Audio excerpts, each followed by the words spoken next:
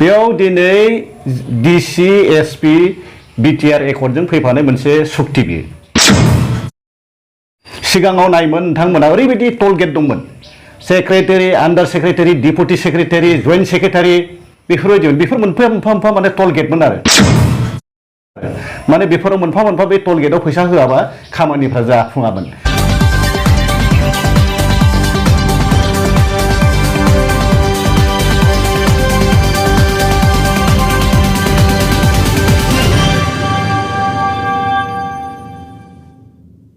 बे BPF नि जिथुनिखि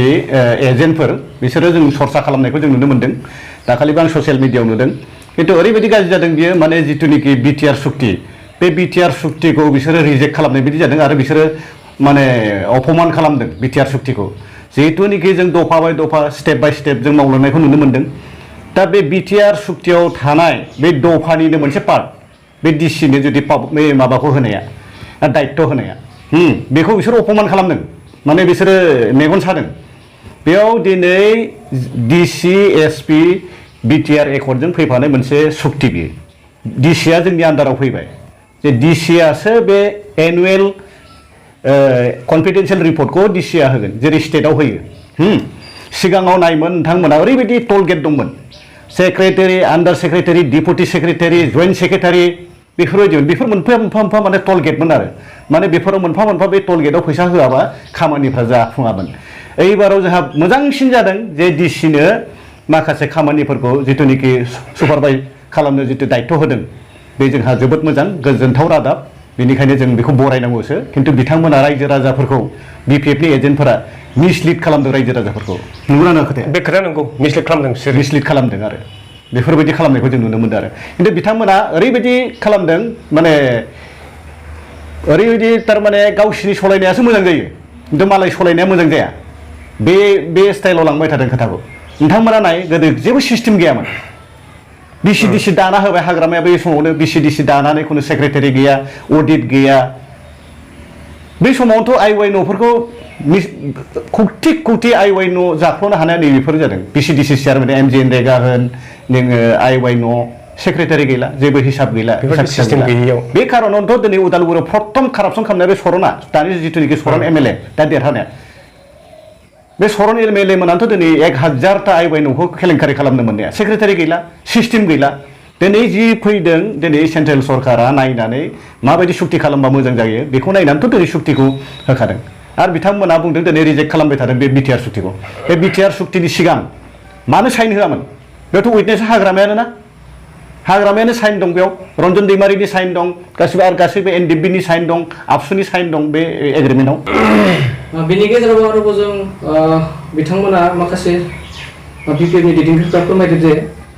गासैबो जिल्लानि स्टेटमेन्ट जा थिकायानो जा जायखिजाया बायदि खामानिनि थाखाय बेफोर खामानिखौ डिसिनि आखायावसो हगारना होनाय जाबाय BTCनि आखायाव जेबो गैला होनना फोरमायदों बे बेसेबां सैथो नङा बे खोथाखौ दिनै रायजो राजाफ्रा जाम्बा नङाथ' गासैबो मिथिखाजोबो दिनै एस्टिमेट बानायनो थाखाय दिनै इन्जिनियार दङ दिनै BTC एडमिनिस्ट्रेसन दिनै EMGM दं बिसोरजों माबानानैसो बिसिनि कनसाल्ट लानानैसो बिसिनि रेफारेन्सआवसो दिनै इन्जिनियारा एस्टिमेटखौ बानायगोन बेयाव डिसिआ माबागोन नामा जास्ट डिसिआ नायगोन खामानिया जादों जायाखै आसामाव जेरै ACR होयो दिनै BTR नि खामानि दामानिखौबो दिनै डिसिआ ACR होगोन स्टेट गभर्नमेन्टआव रिपर्टखौ होगोन अब्लासो मोजां जागोन दा बिसिनिया ओरैबायदि जेनेबा गावसोरल'सो सलायनो मोननांगौ गासिखौबो जाख्लबनो नोंथांमोना साननानै नायाखै बिसोरो ओरैबायदि लबिया बिसोरो सना रुफा थाखा फैसानि लब बेफोरखौ मान नांगौ जोंना जाथिया डेभेलप जानांगौ नंगौना नङा बा बिसिना न'खरजोंनो गारिफ्रा 6टा 7टा थानांगौ नुवाखै ओरै साला जोङो आन्दलन खालामनानै दिनै गोरिब गुन्द्रा गामिनिफ्रा लंलिप होननानै ओंखारबोदोंमोन दिनै मा जागोन बेफोरखौ जेबो सिन्था गैया बिसोरो फारसेनिफ्राय गोरिबनिफ्राय जों गोजौआव बोरै लांनांगौ बिनि मोनसे सिन्थाधारा बिसोरनाव जेबो गैया बिसोरना गाव सलायनो मोननांगौ गावसोर राजत्व खालामनांगौ बेसो नंगौना नङा खोथाया 17 बोसोराव बिसोरो खुनु सिस्टेम गैयै सलायबोबाय बे 17 बोसोर सिस्टेम गैयै सलायनायखायनो दा सिस्टेमाव लाबोनायखाय बिसोरो गुलुं गुजुं मोनदों आरो बेबायदि गुलुं गुजुं बुंनानै जाहाथे बर'फोरखौ पाब्लिकखौ मिसलिड खालामनानै गावसिनि आखायाव पावारखौ केपचार खालामनानै लानानै थांनाय गावसोर सलायनो मोनबा मोजां गावसोर सलायनो मोनाबाथाय गासैबो गाज्रि बिसोरबा डिसि गैयाब्ला जिल्लायानो गैला माथो बिदिब्ला जिल्लायानो गैया माथो दा दिनै उदालगुरि जिल्ला डिसिया जुदि जिल्लाखौ खामानि मावनो मोनाब्ला सवासिथा खालामनो मोनाबा नायनो मोनाब्ला सार्भे खालामनो मोनाब्ला बे बोरै डेभेलप जानांगौ जाखो डेभेलपा परिबर्तना माजों जाखो बेफोरनो परिबर्तन बिसोर परिबर्तन नाङाब्रा बिसिना गावसोरो सिं बोरै माबा मा होनो भुवा बिल बानायनानै फैसा बख'नो मोननांगौ फैसा घुस होनानै बिल बख'नो मोननांगौ बिसोर बेबायदि जानला मोनला जायाखै माबायाखै सुक्तिया मोजां नङा माबा नङा होननायनि थाखायनो दा बड'लेण्डआव खनले बांग्रि मावबाय थाग्रा जाबाय नङाबा गोदो बांग्रियानो फैयामोन बे खोथायाथ' बेसेबां सैथो बेखौ आं बुंला खिन्थु आंथ' बिदि बुंनो नागिरो बे डिसि गैयाब्ला मा जिल्ला जाखो बेलाय डिसि थाबासो जिल्ला जागोन जिल्ला बेंगिरि होनना बुंदों बर' होमबालाय डिसि गैयाबा जिल्ला गैयि रायजो जाबाय बे बड'लेण्डआ बिदिसो बुंनो थांनाय जादों पाब्लिकआ जोंनि जिथुनिखि जिल्लायाव जेसेबांखिनि खामानि जागोन बे माने पारफेक्ट खामानि जागोन होननानै आं सानो आरो माने खारन डिसि थाबाय निश्चय गोदोहाय बिसोरो आइ वाइ न' बख'नानै जायो गोरिब गुन्द्राफोरखौ जेबो खाथार खामा डिसिनो रिपर्ट होबाबो जेबो जाया पावार गैयामोन नालाय दा डिसिनो रिपर्ट होनाय लोगो लोगो खुनु बेयाव आइ वाइ न' बा PMAY न' बा MGN रेगानि खामानिया मोनसेबो जायो गैला कारापसननि जेबो सुबिदा थाहैला कारापसननि माबायानो लामाखौनो बन्द मोनथ'दे बेथ' कारापसन खालामनो मोनैनिसो सिस्टेम नालाय डिसिखौ होनाय माने बे टल गेटखौ बुफायजोबनायब्रा बेसो खोथाया बिसोरना गावसोर दाखु बायदि सासन खालामनो मोननांगौ बिसोर आंनिबाथ' बिसोरखौ हमनानै बे BTR सुक्तिखौ अपमान खालामनो थाखाय रायजोफ्रा बिसोरखौ हमनानै हेलिकप्टारजों लांनानै बबेबा मानसि गैयि रायजोआवसो गारहैनांसिगौ खालामनांगोन दरखार जायोब्ला बिसोरो सुक्ति जायाखै माबा जायाखै बुंबाय थायो बे जायखौल'सो बुङो बे बुंग्राफ्रा मानो थांनानै दिल्लीयाव रायलायाखै हम मिनिस्टारजों मानो रायलायाखै बे खौरां जायाखै मायाखै होननानै ना बुङोल'सो बिसोरो बे बुंग्रा मानसिफ्रा मानो आन्दलन खालामाखै मानो सुक्ति खालामनो ओंखाराखै नङा होमबा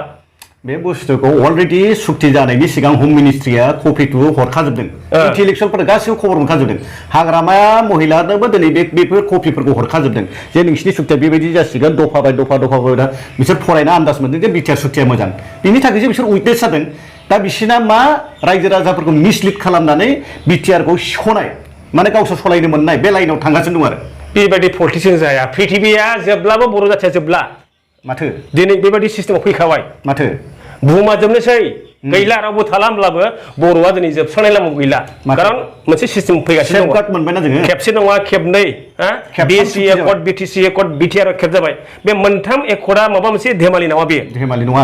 बेखौ जायाखै मायाखै होननानै बुंबाय थानो नङा होमबा बे बिसिनि माबाफ्रा बिसोर जाहैबाय गावसिनि पलिटिक्सआव केपचार खालामनानै गावसोर राज खालामनो मोननांगौ गावसोर राज खालामनो मोनोब्ला गासिबो अके गासिबो नङैयाबो नंगौ जायो बिसोरना बिदिसो खोथा बुंनाय गासिबो बे समावहा रायजो राजाखौ बे डिसिनो हगारनाय माखासे नेमखान्थिखौ लानानै मा फोरमायनो सानो माबायदि गोनो गोथो जानाङा होननानै मा होननानै फोरमायनो आं रायजो राजाफोरखौ बेखौनो खावलायगोन जे BTR सुक्तिया जोबोद मोजां रायजो राजाफ्रा जेबो बेयाव गोनो गोथो जानो गोनां दरखार गैला मानो होनबा जों लासै दिनै बड'लेण्ड मोननायनि क्राइटेरिया मिलायोमोनबा दिनै सेन्ट्रेल गभर्नमेन्टआ जोंनो सेपारेट स्टेटखौनो होयोमोन निश्चय दिनै लासै स्टेप बाय स्टेप सानसेबाबो जोंनो बड'लेण्ड होगोन सेन्ट्रेल सरकारा जोंखौ मोजां मोनखायो दिनै गासैबो माबाफोरखौ स्टेप बाय स्टेप लाबोगासिनो दं बड'लेण्ड मोननायनि क्राइटेरिया जों मिलायलांगासिनो दङ होमबा दिनै बिसोर माखौ रायजो राजाफोरखौ मिसलिड खालामबाय थादों बिसोरो बे BTR सुक्तिखौ अपमान खालामदों बिसोरो खालामदों अपमान खालामनाय जादों बिसोरो बिराद ग्रेट मिसलेक माने ब्लान्डार माने बिसोरनि कमेन्टफोरा नंगौ रायजो राजाफ्राथ' बेफोरखौ साबजानाङा दिनै रायजो राजाफ्रा गोबाङानो बेले बेजे थारमाने बेफोरखौ माने गोबाङा फरायला बुजिला नंगौ ना मा सानो मानसि गिदिरफोर बुंनाय खोथाफोरखौ नंगौदां बिदि सानो खिन्थु रायजो राजाफ्रा गोनो गोथो जानांगौनि खुनु खोथा गैया आरो बेयाव गैया